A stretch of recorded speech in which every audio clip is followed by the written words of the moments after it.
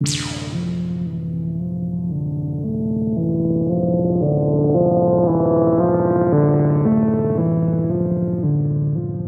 Allied forces defeated Germany in World War II, Europe became a difficult place to be associated with Adolf Hitler's Third Reich.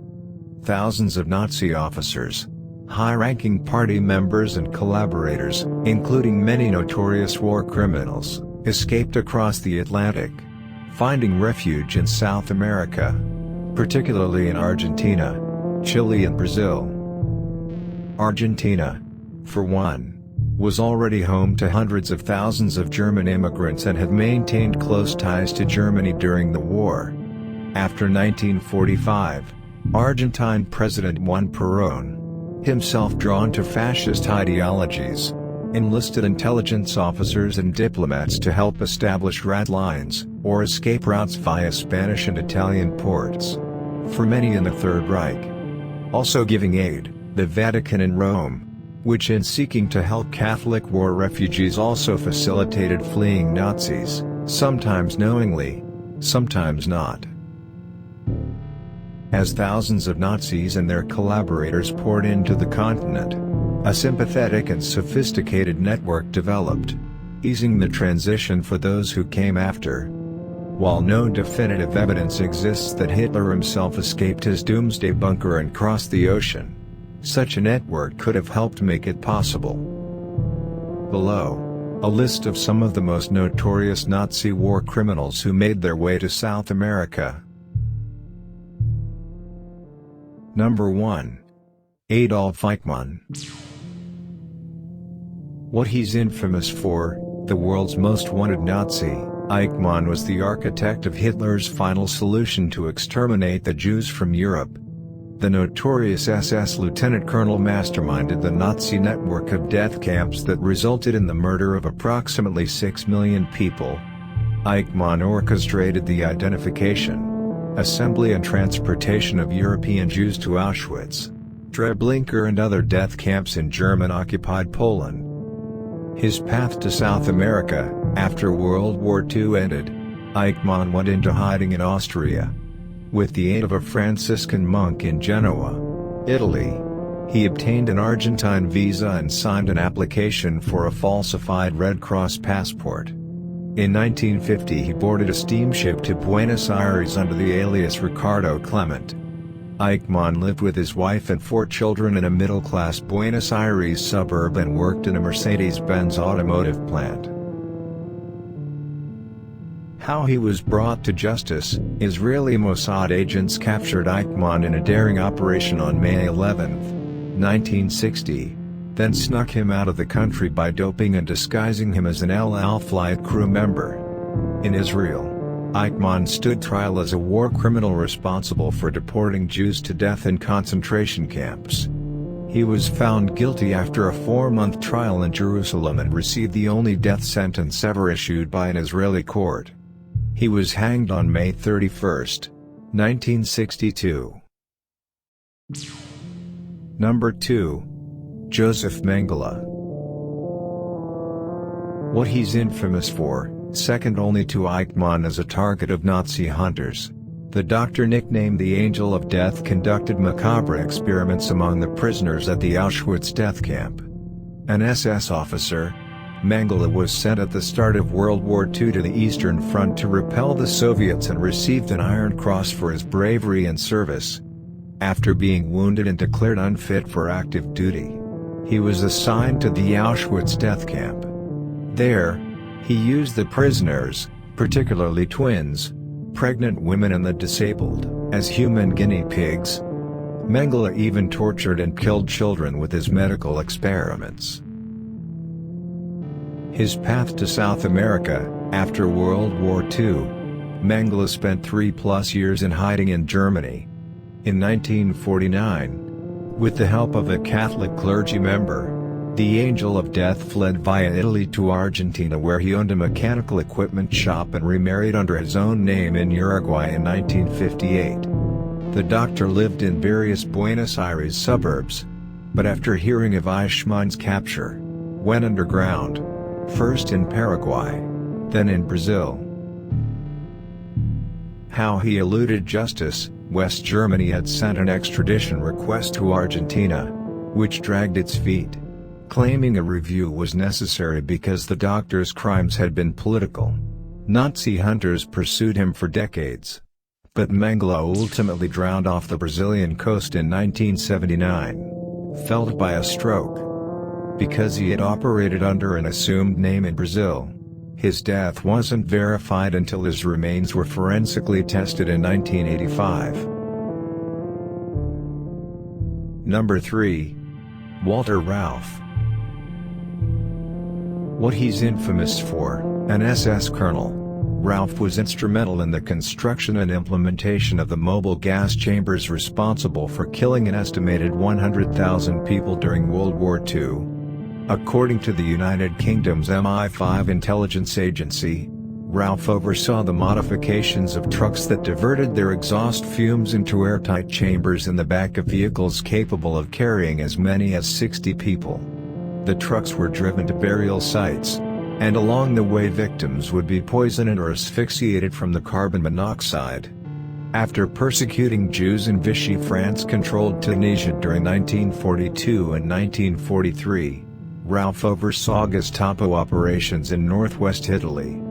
There, as in Tunisia, Rauff gained a reputation for utter ruthlessness, infamous for the indiscriminate execution of both Jews and local partisans. His path to South America: Allied troops arrested Rauff at the end of the war. He escaped from an American POW camp and hid in Italian convents.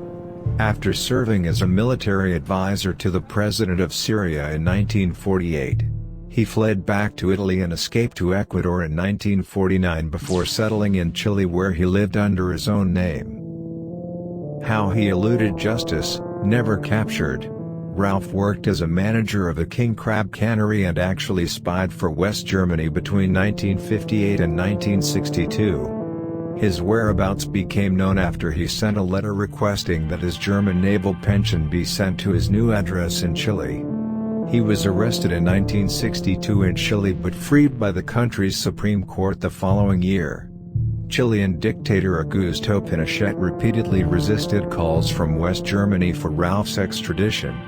The Nazi died in Chile in 1984.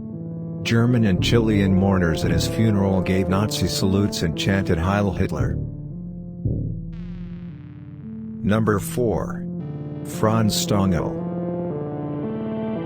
What he's infamous for: nicknamed the White Death for his proclivity to wear a white uniform and carry a whip, the Austrian-born Stangl worked on the Acción for euthanasia program, under which the Nazis killed those with mental and physical disabilities. He later served as the commandant of the Sobibor and Treblinka death camps in German-occupied Poland. More than 100,000 Jews are believed to have been murdered during his tenure at Sobibor before he moved to Treblinka, where he was directly responsible for the Nazis' second deadliest camp, where 900,000 were killed. His path to South America: after the end of the war, Stangl was captured by the Americans but escaped to Italy from an Austrian prison camp in 1947. Assisted by the Nazi-sympathizing Austrian Bishop Alois Hudel, Stangl traveled to Syria on a Red Cross passport before sailing to Brazil in 1951. How he was captured: he was employed by Volkswagen in Sao Paulo under his own name when he was arrested in 1967 after being tracked down by Simon Wiesenthal, a Holocaust survivor and well-known Nazi hunter. Extradited to West Germany, Stangl was tried and found guilty of the mass murder of 900,000 people. Sentenced to life imprisonment, he died of heart failure in 1971. Number 5. Joseph Schwamberger. What he's infamous for: an Austrian Nazi, Schwamberger was an SS commandant in charge of 3 labor camps in the Jewish ghettos of Nazi-occupied Poland during World War II.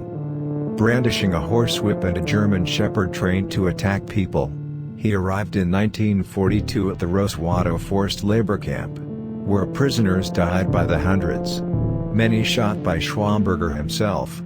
In 1943, He organized the mass execution of 500 Jewish prisoners at the Przemysl camp.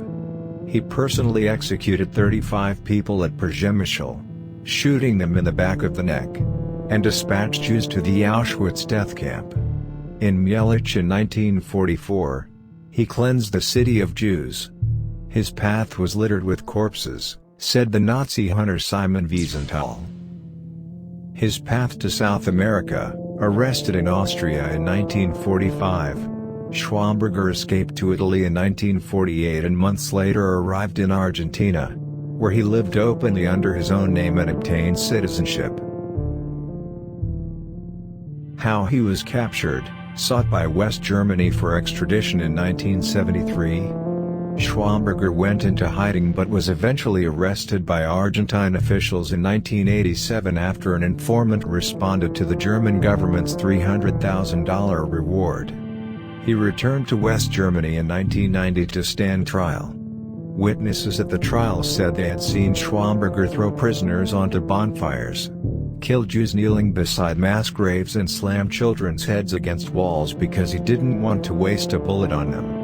In 1992, he was found guilty of 7 counts of murder and 32 cases of accessory to murder and sentenced to life imprisonment. Schwamberger died in prison in 2004 at the age of 92. Number 6. Erich Priebke. What he's infamous for: a mid-level SS commander and member of the Gestapo. Priebke participated in the 1944 Ardeatine Caves massacre in Rome, in which the Nazis slaughtered 335 people in retaliation for the killing of 33 German SS members by Italian partisans.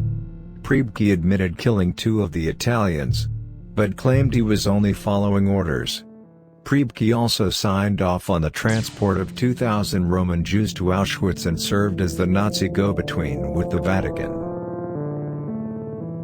His path to South America: Priebke escaped from a British prisoner of war camp on New Year's Eve in 1946 by cutting through barbed wire while his guards were drunk.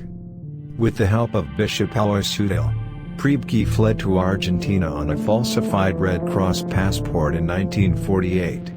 He settled in the idyllic mountain town of San Carlos de Bariloche in the Patagonia region, where he operated a Viennese deli and worked at a German school, living under his own name.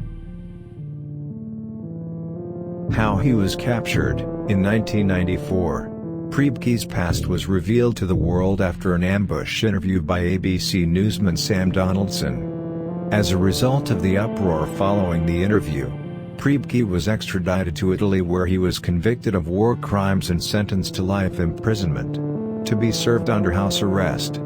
Priebke died in 2013 at the age of 100. His funeral resulted in a clash between fascist and anti-fascist protesters, and he was buried in a secret location after Argentina refused to have him interred on its soil. Number 7. Gerhard Böhne. What he's infamous for: a lawyer and SS officer, Böhne headed the Third Reich's work group of sanatoriums and nursing homes and was responsible for the administrative logistics of Hitler's Aktion T for euthanasia program. Claiming to be a mercy killer, Böhne was instead among the leaders who carried out a systemic extermination in order to purify the Aryan race and avoid state expenditures on those with mental and physical disabilities.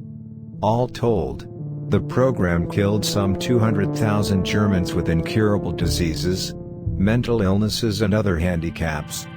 The victims were led to gas chambers in the institutions and then cremated. The program served as a trial run for the mass extermination camps later operated by the SS. Böhne was thrown out of the Nazi Party after submitting a report accusing his agency of fraud and corruption. His path to South America: Böhne fled to Argentina in 1949 disguised as a technician for the military under the country's president, Juan Perón. He later admitted that Perón's helpers gave him money and identify papers. How he was captured: after a coup deposed Perón, Böhne returned to Germany and was indicted by a court in Frankfurt in 1963. Released on bail, Bona once again fled to Argentina, from where he was finally extradited 3 years later as the first Nazi criminal surrendered by Argentina. Declared unfit to stand trial, Bona survived another 15 years before his death in 1981.